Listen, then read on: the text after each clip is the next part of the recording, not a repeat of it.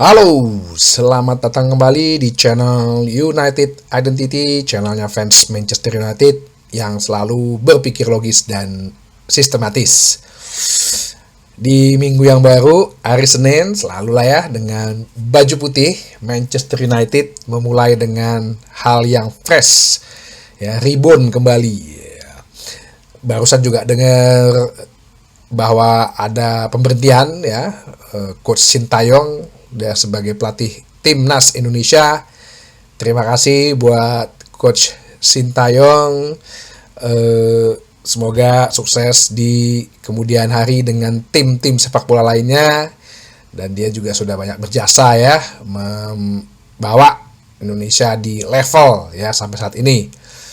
Dan kabarnya pelatihnya sih katanya dari Belanda. Jangan-jangan Erik ten Hag nih atau Louis van Gaal. Kita tunggu aja. Atau Ruud van Nistelrooy. Wah, lebih seneng lagi gue. Oke.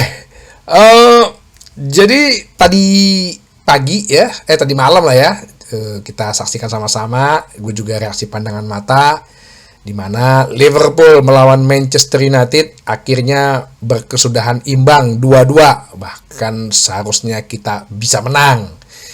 Kalau nggak babak pertama tuh harusnya udah bisa kita udah unggul 0-2 gitu ya. Dan sama yang terakhir juga chance-nya Harry Maguire. Ya cuman kan sebelum pertandingan kan semua pada keluar aja, heran nggak bisa melupakan sejarah. Wah, ada 7-0, 18-0 nih, 10-0. Nah, itu orang nggak bisa melupakan sejarah tuh, ya. Jadi ngebanggain yang kemarin-kemarin doang, terus berharap sesuatu yang lo sendiri nggak bisa prediksi gitu. Wah, 18-0 nih menang. Wah, 10-0 nih menang. Wah, berapa kosong nih kita bantai nih. Nah, itu definisi yang selalu membanggakan sejarah tuh itu, ya. Cuma patokannya yang hasil yang bagus diungkit-ungkit. Jadi ya, kalau ada yang bilang kemarin permainan kita bagus, yes. Sampai Bruno sendiri pada saat konferensi pers di wawancara dibilang ya seharusnya kita main kayak gini tiap minggu gitu. Ruben Amorim pun juga ngomong di press conference-nya di interviewnya, wawancaranya bilang bahwa ya ini pasti ada sesuatu yang lain gitu. Kok kita bisa, dia upset mah, dia keselnya itu bukan karena hasilnya. Dia keselnya adalah kenapa sekarang lo hari ini bisa bermain bagus, tapi kok sebelum-sebelumnya atau tiap minggunya lo nggak bisa bermain kayak begini? Pasti kan ada sesuatu yang lain. Nah, ini yang dibilang Ruben Amorim. Kalau ada yang bilang Liverpoolnya lagi nggak bagus, nggak juga sih kalau gue bilang. Liverpool mainnya emang kayak begitu. Selama dia udah 20 game hanya satu kali kalah, ya dia memang bermain seperti itu. Cuman yang nggak pernah kadang-kadang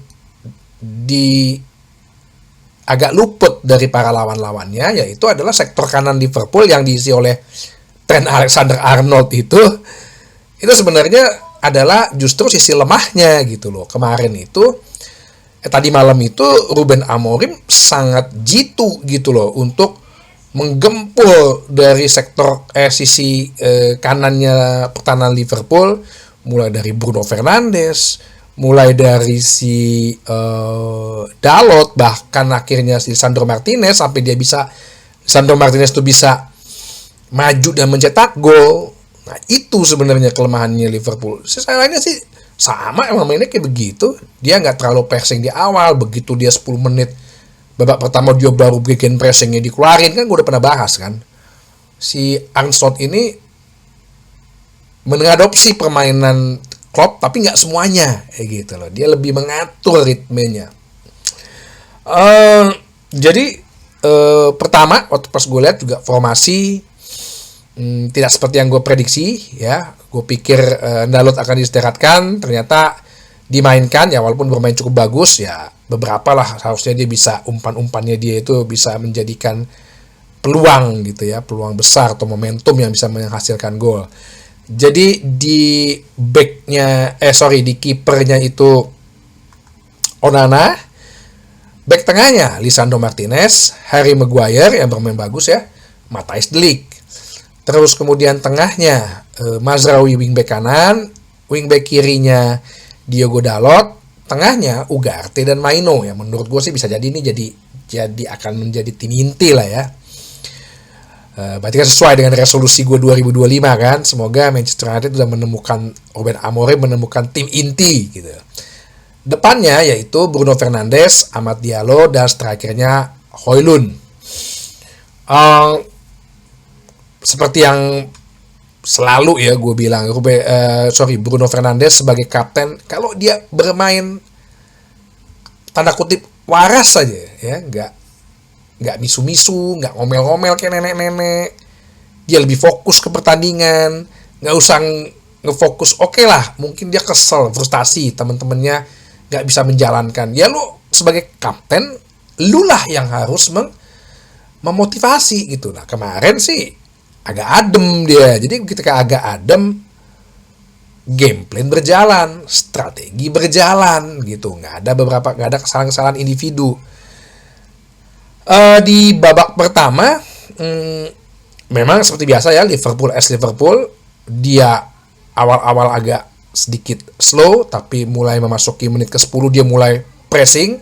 Pinternya Manchester United adalah dia tidak terlalu banyak pegang bola terlalu lama di bawah dan melakukan umpan-umpan direct long ball yang mengarah ke sayap kiri, ya dalam hal ini di sektor kanannya pertahanan Liverpool yang merupakan titik lemah. Dan betul lah, dapat kesempatan pertama yang dari Dalot. Gue juga agak bingung apakah karena faktor lapangan hujan ya.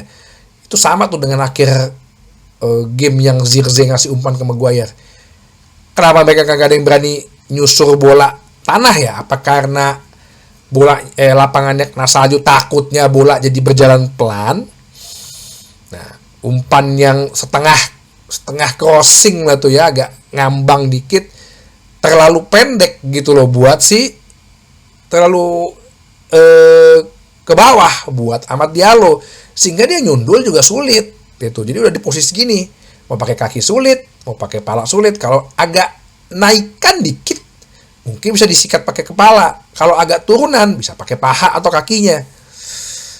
Gagal, itu bisa 0-1. Terus kemudian dari sektor kanan lagi pertahanan Liverpool yang dieksplor ya, yang dieksploitasi. Højlund sudah lolos one on one dengan kiper. Nah, inilah ditendang malah justru ke tengah-tengah ke badannya Alisson gitu. Ya,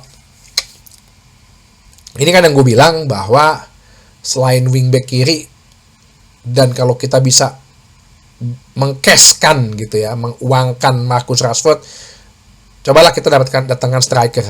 Ya banyak yang bilang ya Gyökeres karena dekat sama si Ruben Amorim, udah katam gitu. Kalau gue bilang sih kita lebih butuh striker yang killer ya, yang finishingnya bagus gitu loh. Ya gue selalu bilang Osimhen, karena Osimhen emang gue dulu zaman dia di Liga Italia itu ya, karena gue sering nonton Liga Italia, emang finishingnya bagus ya. Sekarang pun di Galatasaray juga finishingnya bagus, dia pencetak gol terbanyak di Galatasaray. Itu yang gue bilang, apalagi statusnya pinjaman nih di Napoli. Dan ya gue yakin sih bisa lah kalau misalnya dibisniskan lah, apakah mau ditukar guling dengan si Rashford. Gajinya pun gak gede loh ya, gajinya itu sebenarnya 200 ribu pound ya, atau 240 ribu euro per week gitu untuk ukuran Osimhen gitu ya. Gue yakin gue nggak gaji Osimhen mungkin lebih percaya dibanding ngegaji Rashford yang 350 itu gitu loh. Sampai babak pertama habis, keadaan masih 0-0, tapi setidaknya gue agak bangga gitu loh. 45 menit kita nggak kebobolan di menit-menit awal, terus kita bisa ngelawan, bahkan hampir bisa mencetak gol ya. Di luar pertahanan kita juga bagus ya, Onana juga melakukan save dari tendangannya si McAllister. Di babak kedua ketika dimulai gitu ya, MU mengambil inisiatif untuk lebih nge-press ya.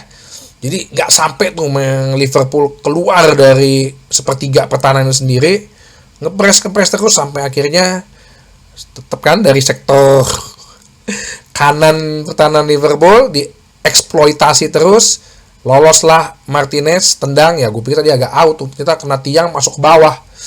Ya itu ya, back tuh selalu mungkin instingnya nendangnya agak ke atas kali ya. 1-0 kita menang. Kemudian Liverpool langsung merespon dengan memasukkan pemain ya. Dia udah ya mungkin udah pakai formasi 4-2-4 sepertinya ya. Dapatlah gol dari Cody Gakpo. Kayaknya sih onside, memang onside ya. Karena Harry Maguire agak telat selangkah aja dia kalau maju, pasti itu offside. Sampai akhirnya dia terus melakukan si Arne Slot melakukan pergantian pemain. Sebenarnya pertandingan masih imbang sih kalau gue bilang. Ya, gue masih bilang ya kalau kita waktu itu lagi kadang tertekan, tapi at least kita bisa ngambil nih dari transisi football nih, dari counter attack bisa cetak gol nih. Dianggap handsball. Gue nggak ngerti. Ini terjadi tidak konsisten. Dulu yang zamannya siapa? Kita nendang kena handsballnya pemain Tottenham, dibilang itu terlalu dekat jarak pemain belakang sama tendangan, ya mau gimana lah, ini juga deket gitu loh ya. Maaf, itu juga deket gitu loh dengan Matthijs de Ligt. Jadi mau gimana gitu, emang bolanya ke arah ke tangannya kok ya kan. Lu kan kalau ini kan naik tangannya, oke lah, 50-50 lah. Penalti yang seharusnya Onana sudah tepat ya, cuman emang bisa jadi bolanya licin, tendangan keras, tertinggal Manchester United 2-1. Kita coba lagi terus, explore terus ya di sektor kiri, sektor melalui sayap kiri. Garnacho masuk menggantikan Maino, jadi Bruno yang agak turun ke bawah di menit 72. Terus kita coba bermain agak sedikit melebar ya, dengan amat agak melebar. Si Garnacho pun juga agak melebar gitu. Nah, kemudian si siapa namanya, Alexander Arnold itu berapa kali melakukan kesalahan gitu yang bisa harusnya dimanfaatkan. Dapatlah gol dari Amat yang gue lihat juga tumben. Garnacho ini emang cocoknya emang jadi super subs aja ya, jangan jadi dari awal gitu. Gak egois, dia masih bisa ngumpan. Yang gue pikir dapat Højlund, ternyata ada Amat di situ dan membuat posisi 2-2. Gue udah bilang apa ya, tinggal 10 menit ya Zirkzee masuk menggantikan Højlund. Wah, ini bisa nih cetak 1 gol nih menit terakhir nih. Kayaknya sih onside itu ya, yang gue bilang terakhir tuh kasih Zirkzee. Cuma pertanyaan gue satu ya, mungkin Zirkzee kalau mau nendang sudutnya sempit ya, soalnya dia bisa nendang sekeras-kerasnya. Terus kalau memang dia mau cutbacks gitu ya, kenapa bolanya agak mantul gitu loh, kenapa bolanya nggak nyusur tanah? Mungkin kalau nyusur tanah, mungkin ya, ini bukannya sok tahu juga, bola lebih bisa dikontrol gitu pas tendang. Ini kan bolanya agak ngambang, sama lah kayak yang pas umpan ke si Diallo dari Dalot, agak ngambang ya, sehingga ke atas, gagal lah kita menang. Sekarang kali kan kembalikan ke konsistensi ya. Lawan tim besar kayaknya kita memang nggak bisa diinjak-injak gitu ya. Kita justru bisa menampilkan permainan terbaik kita. Tapi kedepannya ya nanti kan lawan Arsenal, terus habis itu lawan Southampton, lawan Brighton. Gimana nih? Bisa nggak kita menampilkan permainan kayak gini terus? Kayak gini aja konsisten. Gue yakin sih sisa 18 pertandingan kita bisa mencapai poin maksimal gitu loh. Dan membuktikan bahwa ya pemain sebenarnya bisa kok mengimplementasikan 3-4-3 dengan versinya Amorim ini. Tergantung egonya aja gimana. Kenapa sih tiap minggu ini ego ada yang muncul gitu? Nih di minggu ini bisa tuh diredam. Nah, Onana gitu, kemarin gue lihat, setelah gue bilang, nih Onana kenapa sih lu terlalu zona nyaman banget, selalu di bawah Mister. Akhirnya kemarin lo lihat kan, dia berani untuk keluar, berani untuk ninju, berani untuk ngambil bola sampai ke ujung kotak penalti. Jadi hal-hal gini loh yang kadang kita bingung. Udah lalu lower your ego, taatin, turutin kemauan instruksi pelatihnya, pasti akan ada hasilnya. Jaga performan pribadi lo, diri lo, ya, jaga fisik, jaga mental, udah pasti sih bisa berhasil ya. Kita untuk sementara naik posisi ke posisi 13 ya. Setelah 2 minggu ada di posisi 14, kali ini kita di posisi 13 dengan 23 poin. Jadi setidaknya sudah menunjukkan kepada fans, kepada manajemen, kepada semua bahwa kita bisa melakukan apa yang diinginkan Ruben Amorim. Tapi ya tetap bursa Januari ini bisa lah beli wingback kiri sama striker baru. Oke, sampai ketemu lagi di bahasan berikutnya di channel United Identity, channelnya fans Manchester United yang selalu berpikir logis dan sistematis. Terima kasih.